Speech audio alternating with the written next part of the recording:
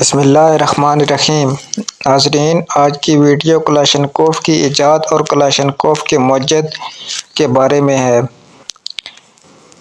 Kalashnikov کے موجد کا نام میخائیل کلاشنکوف تھا اور اس نے کرۂ ارض کی مشہور ترین رائفل بنائی۔ اس رائفل کو درجنوں ممالک کی فوجیں استعمال کر رہی ہیں۔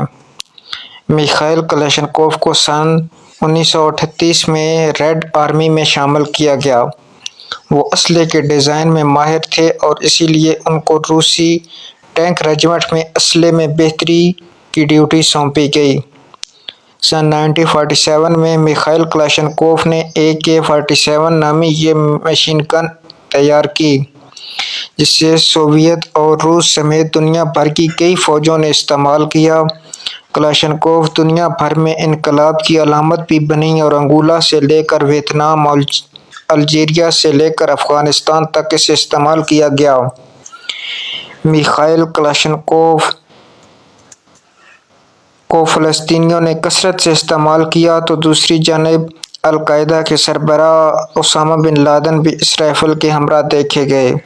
یہ دنیا میں سب سے زیادہ استعمال ہونے والی رائفل بن گئی اور اندازوں کے مطابق ایٹم بم کے مقابلے میں اس سے ہونے والی اموات کی تعداد کہیں زیادہ ہے۔ دیگر خودکار رائفلوں کے مقابلے میں جہاں اس کو تیار کرنا آسان ہے، وہاں میدان جنگ میں اس کا استعمال اور دیکھ بھال بھی خاصی آسان ہے۔ میخائیل کلاشنکوف نے اپنی زندگی میں بہت ہی کم موقعوں پر اپنی اس ایجاد کے بارے میں افسوس کا اظہار کیا، تاہم اپنی موت سے کچھ عرصہ پہلے انہوں نے اعتراف کیا تھا کہ وہ اذیتناک روحانی درد میں ہیں۔ میخائیل کلاشنکوف سن 2013 میں 94 برس کی عمر میں انتقال کر گئے۔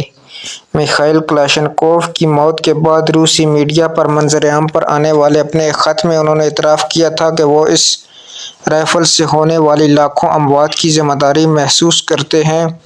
انہوں نے یہ خط اپنی زندگی میں روس کی ایک دقیانوسی چرچ کے سربراہ کو لکھا تھا۔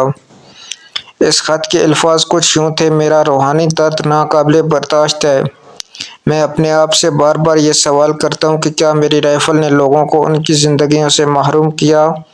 میں جتنا زیادہ زندہ رہوں گا یہ سوال میرے ذہن میں اتنا ہی پھنستا رہے گا۔ میں سوچتا ہوں کہ خدا نے انسان کو حسد، لالچ اور جوہریت کی شیطانی خواہشات کی اجازت کیوں دی ہے؟